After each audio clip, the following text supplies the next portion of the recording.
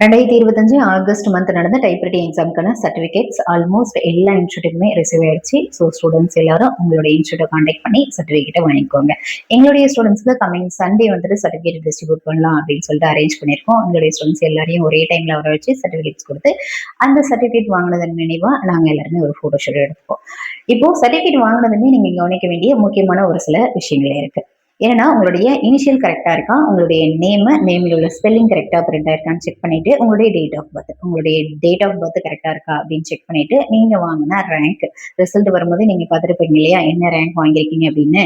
டிஸ்டிங்ஷனுக்கு first கிளாஸா இல்ல first கிளாஸா இல்ல செகண்ட் கிளாஸா, என்ன ரேங்க் நீங்க வாங்கியிருக்கீங்களோ அந்த ரேங்க் தான் கரெக்டா உங்களுடைய சர்டிஃபிகேட்ல பிரிண்ட் ஆயிருக்கான்னு செக் பண்ணிக்கோங்க. எல்லாமே முடிஞ்ச வரையும் கரெக்டாக தான் பிரிண்ட் ஆயிருக்கும். இன்கேஸ் ஒரு சில மிஸ்டேக்ஸ் ஏற்படுறதுக்கு வாய்ப்பு இருக்கு இல்லையா, அதனால தான் சொல்றேன். ஒருவேளை மிஸ்டேக் இருந்துச்சு அப்படின்னு சொன்னா உடனே உங்களுடைய இன்ஸ்டியூட்ல சொல்லுங்க. அவங்களுக்கு எப்படி கரெக்ட் பண்ணி தரணும்னு தெரியும். அதுக்கு கரெக்டான ப்ரூஃபையும் நீங்க கொடுக்கணும். அந்த